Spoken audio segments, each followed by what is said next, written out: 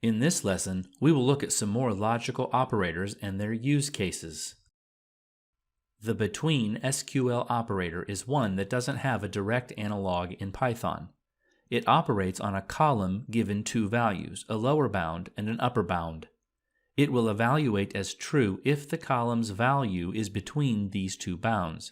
It's important to know that these bounds are inclusive, meaning a column value equal to the lower bound or upper bound will evaluate as true.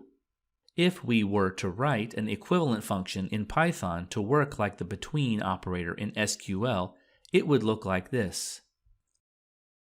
Let's make a query that gives us books published in the 20th century. We will use the column b.title, giving it an alias as 20th_century_books. From the database books aliased as the letter B, where the b.year is between 1900 and 2000. This select query will give us the title for every row in the books table where the year is between 1900 and 2000 inclusive. There's actually a bug in this query. Can you spot it? Because the bounds of between are inclusive, we are including the year 2000 in our results. However, the year 2000 is in the 21st century, not the 20th century. Fortunately, there is an easy fix. Another useful operator is called like.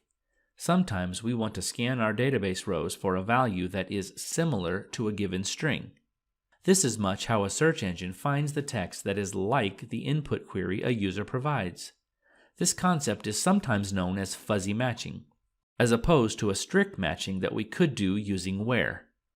This operator takes one string argument known as a pattern which can contain special wildcard characters. The % matches any sequence of 0 or more characters. The underscore matches a single character. So, for example, if we have a string big fish and we compare it against the pattern big %, the % is a wildcard that matches with the word fish, so the output is true.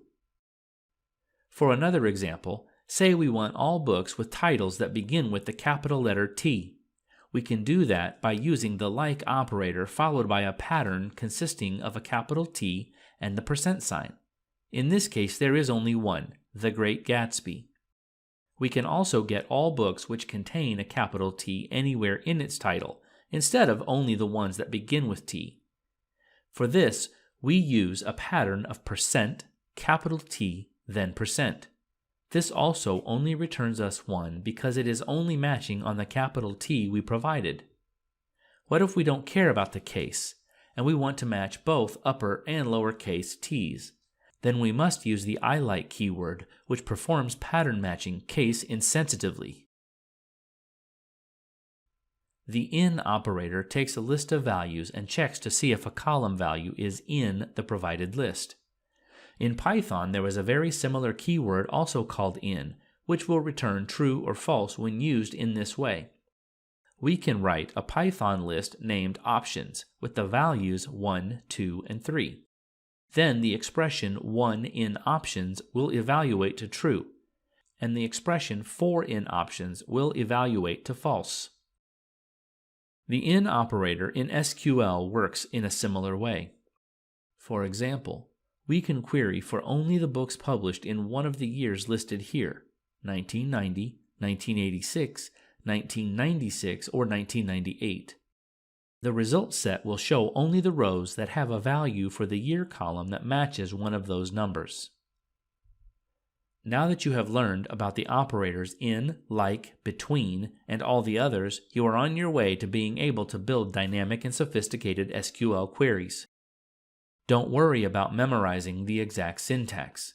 What you should focus on now is understanding the concepts behind these operators, what they enable you to do, and how they are different from each other. You can always look up the syntax later. What's important for now is that you understand what tools you have.